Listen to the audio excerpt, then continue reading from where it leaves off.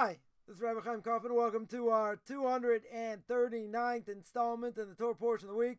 We are holding by Parshas Vayelech as we're working our way through the book of Deuteronomy. And this is Moshe Rabbeinu's swan song, right, as we understand.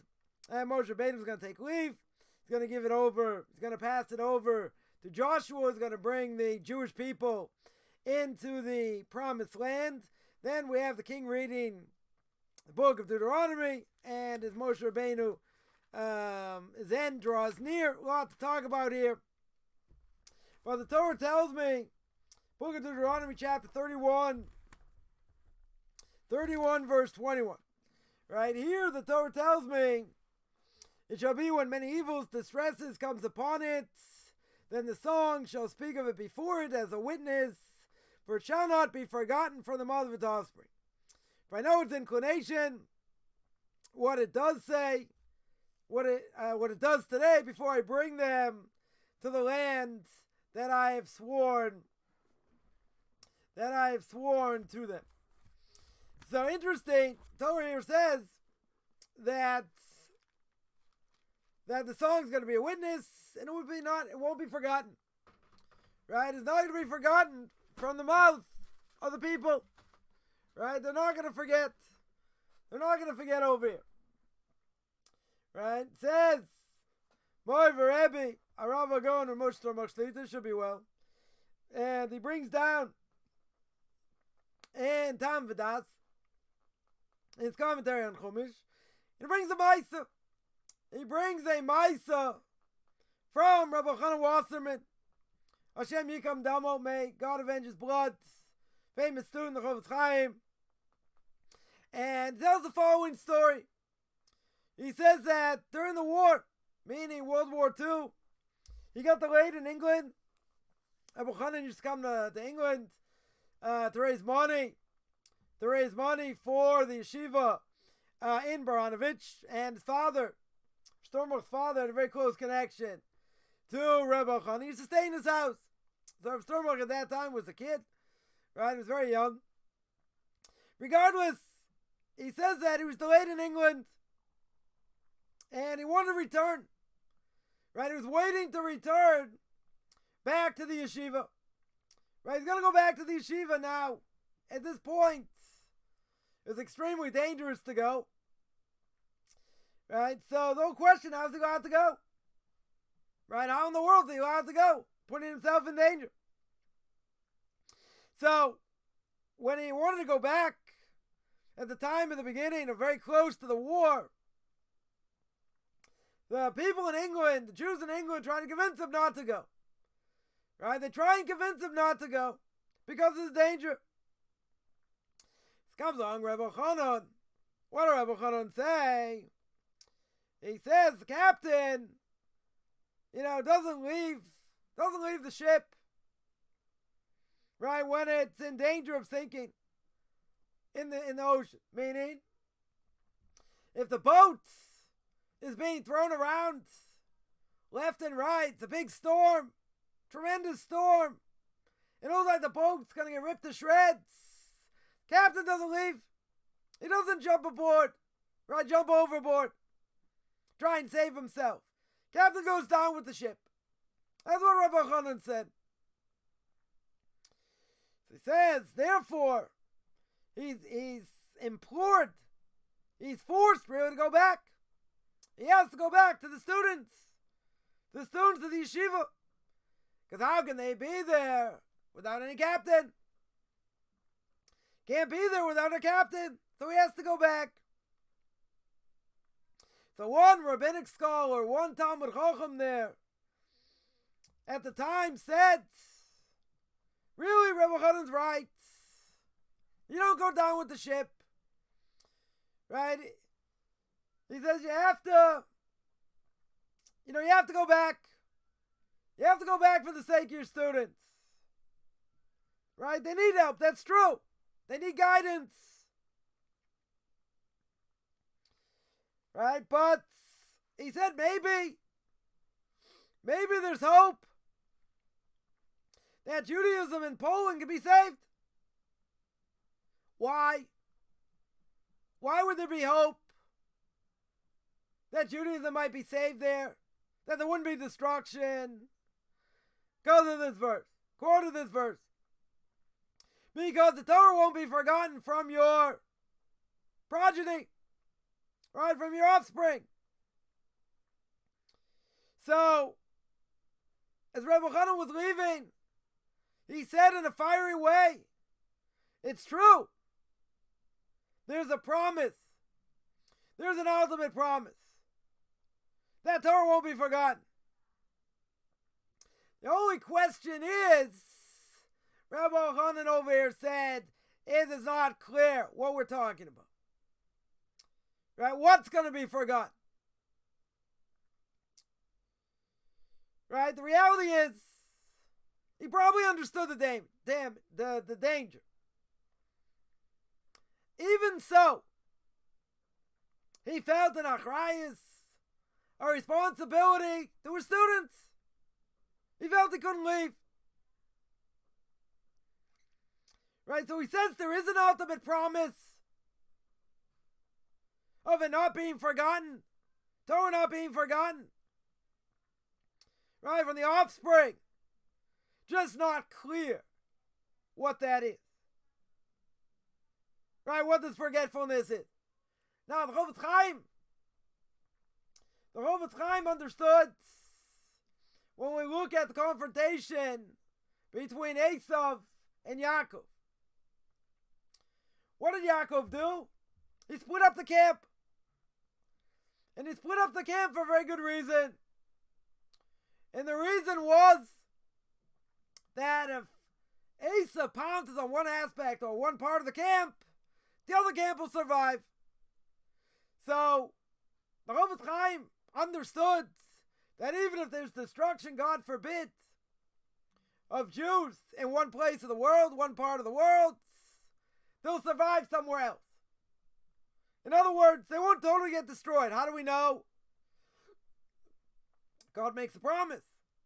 Can't go against his promise. That the Jews will survive. Now, it doesn't say the Jews are going to survive by leaps and bounds. It's going to be tens of millions. But it means that they're going to survive. There will be Jews left over. So, God's not going to forget that. Now, the question here, though, is, what are we talking about? What forgetfulness? We're talking about forgetfulness of Torah. Right? We have a promise. Torah will be left. What level for forgetfulness? You know, maybe there won't be as great rabbinic scholars in the next generation and following generations as there were before. You know, but Rabbi Chanan said, okay, there is a promise. There is a promise over here. Right, but not clear. Not clear what level that promise is. So says Moira Rebbe, he heard from many Torah giants. There wasn't mean over here. Simple explanation. It's never going to be forgotten. Torah's never going to be forgotten.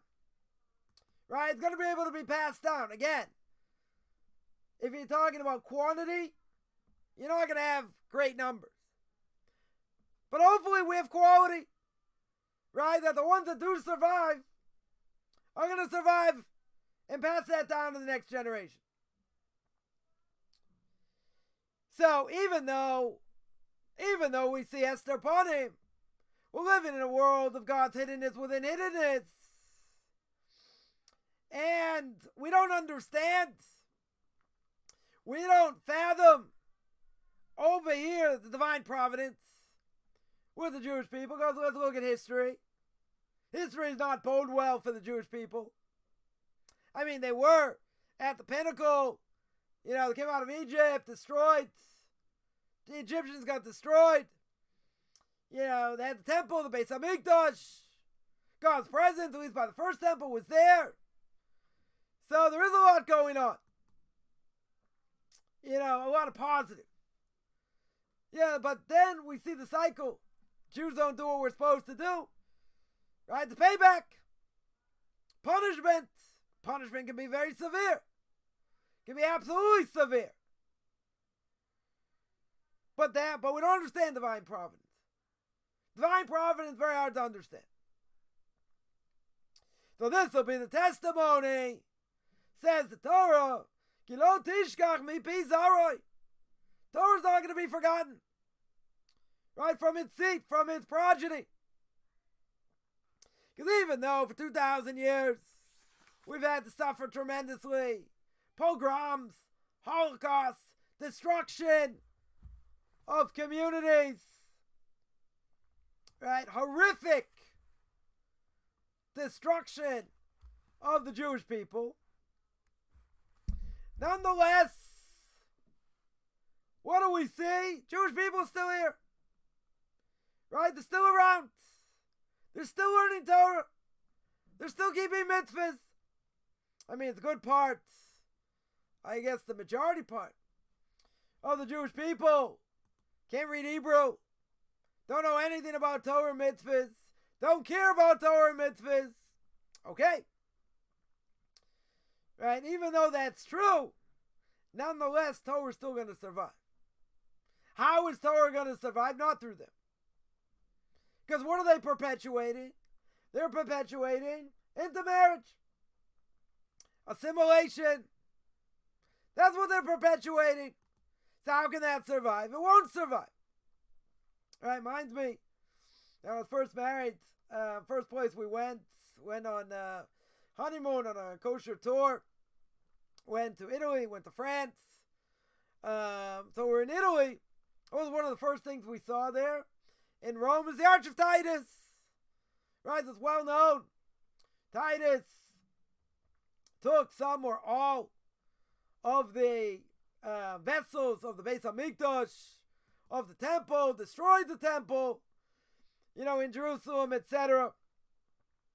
And, as we're looking at this statue, right, the tour guide tells us, pretty amazing. Pretty amazing. Look at the destruction. Look at the destruction of the Jewish people. Look what's gone on throughout the millennium. Right? Pogroms, murders, expulsions, inquisitions. But the Jewish people are still here. Right? So we were with this group. A lot of Israelis there, and everyone started singing Am Yisrael Chai. Right? The Jewish people live. Am Yisrael Chai, right? So, that's what it reminds me of. That even though we've gone through horrific destruction, right? No question, and expulsions and all that, we're still here. There are people still keeping Torah mitzvahs, and they're growing by leaps and bounds. The only problem is we're losing tens of thousands, millions, also by leaps and bounds. But that doesn't mean the Torah is not going to survive. Right? The Torah will survive, seemingly in a much stronger way. Now, what does that mean? In a much stronger way. If you have 13.5 million Jews don't know anything about Judaism, how can we say that the 1 million Jews, give or take, who keep Shabbos, who keep mitzvahs at any level, that's a consolation? The reason it's a consolation in a certain way is because look at the way they keep Torah mitzvahs. The way they keep Torah mitzvahs, they have big families, send their kids to yeshivas, send their girls to Beis Yaakov, right, to learn what they need to learn. And there's more Torah being learned today than since the temple was destroyed in the second temple. Now, the quality not the same, no question. But the amount of Torah being learned, that's a consolation. There's a lot of Torah being learned all over the world. It's unbelievable in many ways. You're right. People will say, but look at all the millions of Jews going to be wiped off the face of the map. True? Also true. But even so, what's going to survive? What's going to survive is not a watered down, mediocre brand of Judaism. That's not what's going to survive. What's going to survive is what Kaufman will say is the real deal. Right? The people are going to keep Torah mitzvahs the way they should and pass it down the way they should. That's going to survive. Anything else, not going to survive. It has to be done with tremendous Mesiras Nefesh, self-sacrifice. Without that, there's no possible way to survive.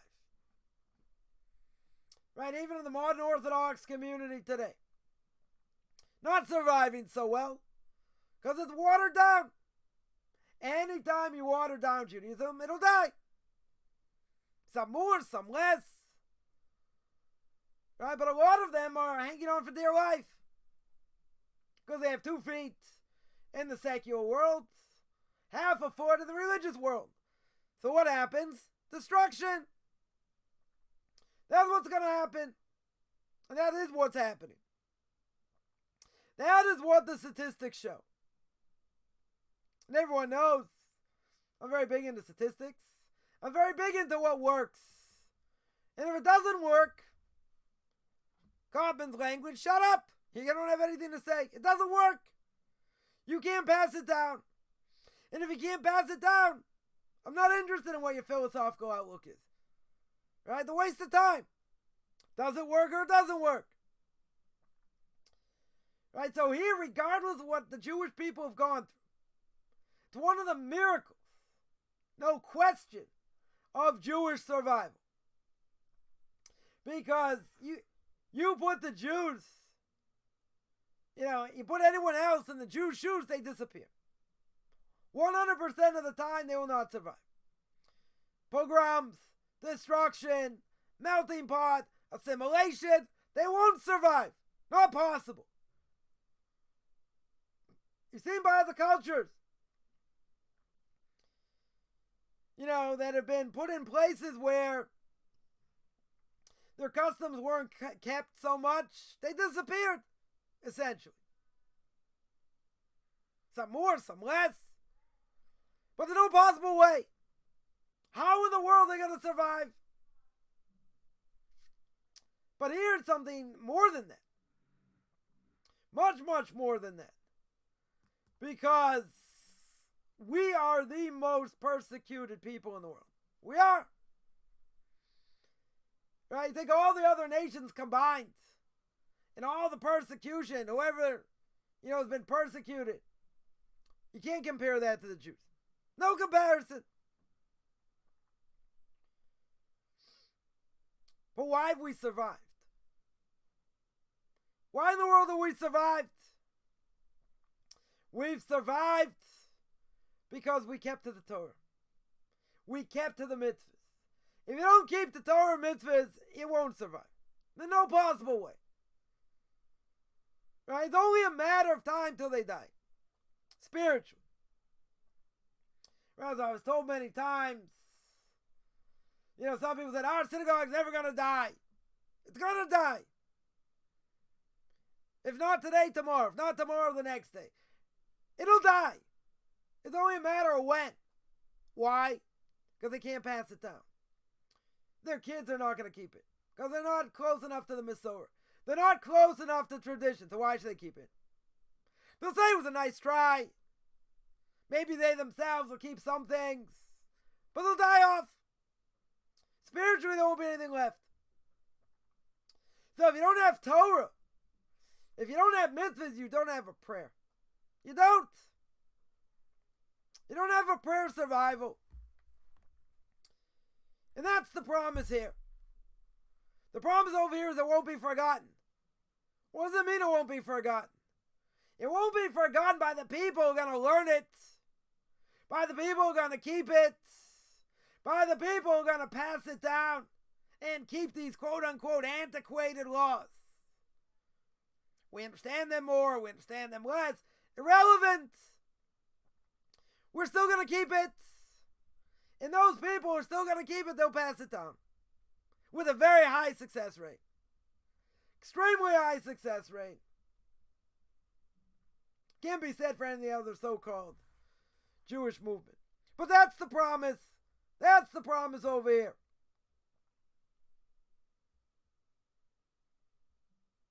Because what do we see? We see that even though we've been thrashed around, as my Rebbe says, throughout the millennia, God still hasn't forsaken us. We're still here.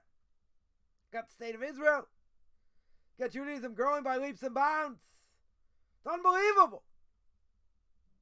We're not going anywhere. But the problem is, as we mentioned, there's payback. And even though Judaism will survive, God's ways are totally hidden.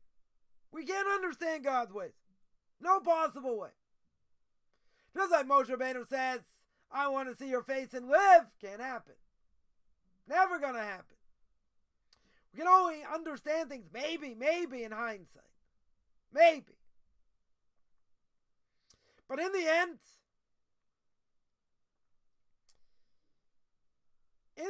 who do we have to blame?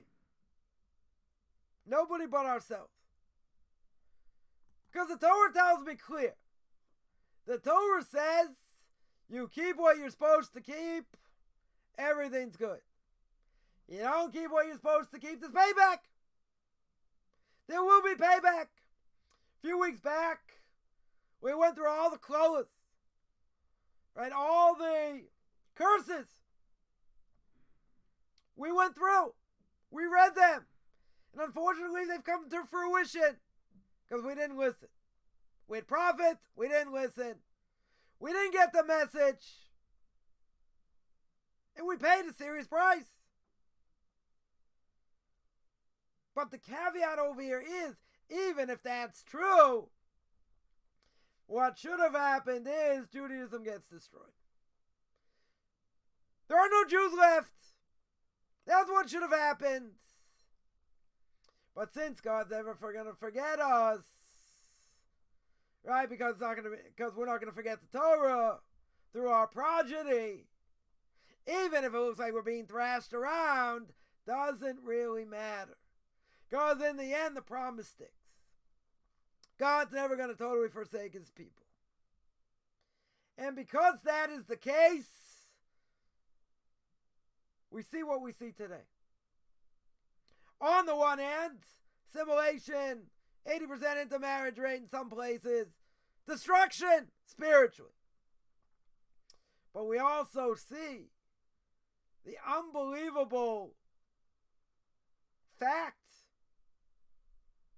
of how Judaism has survived and how Judaism is thriving. Even with all the people we're losing.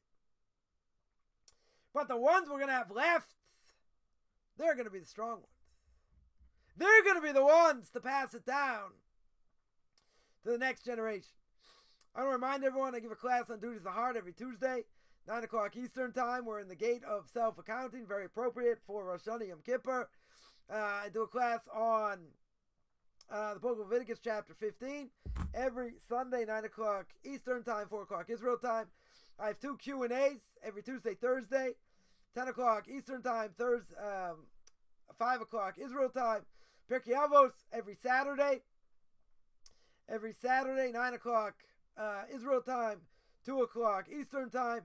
Tanakh Talk looks like we're coming back on Sunday. We're going to do it on Sundays now, 11:30 Central Time, I guess 12:30 Eastern Time, 7:30 Israel Time. And I also have conversion classes. Anyone interested in any of this can find me on Facebook, Beyond Orthodox Conversion Judaism. You can send me an email, rabbichaimkaufman@gmail.com, RBBICHAIMCOFFMAN @gmail.com.